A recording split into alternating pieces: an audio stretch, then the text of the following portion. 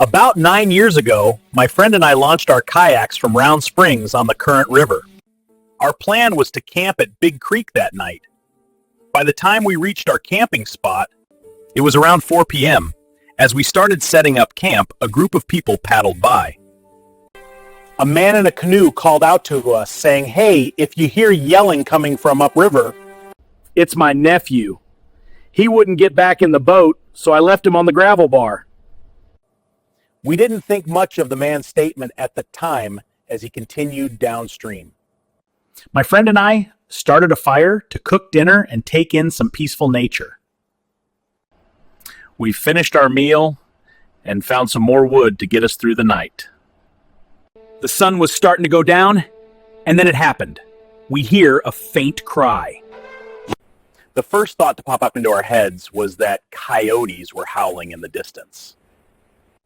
A few more times, we hear a faint cry, and my buddy Will says to me, "That's the kid the guy told us about, that he left behind on the gravel bar." So we started to empty out our kayaks. I tied my empty kayak to my buddy's kayak, and then he took off, paddling upriver against the current and against time. It was getting dark fast.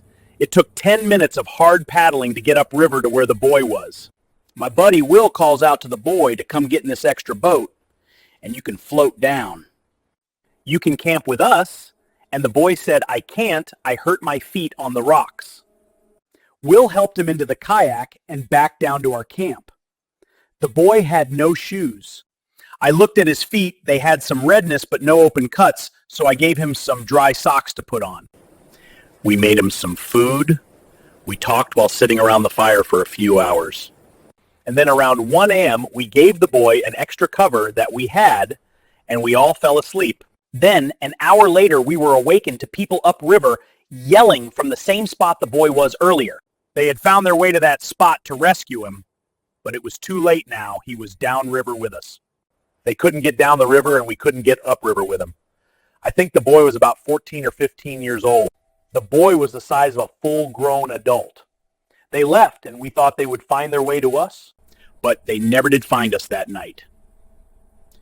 Morning came, and we fed the boy and waited till around 11 a.m. Still nobody came to the rescue. I told my buddy Will we can't take him with us. So we left him there with all our food and water, and we finished the trip as fast as we could, then immediately contacted the park rangers. We told them the situation and the boy's location and the condition we left him in. They asked us for our contact info, and we gave it to them. But I never heard back from them. I always wonder about it. Maybe someone heard about this. I'm glad we camped there. The boy was so terrified to be alone in the darkness. I'm happy we were there to help him. This is just one of my many stories about this river that I will never forget. So always wear shoes that won't fall off, because you never know what might happen.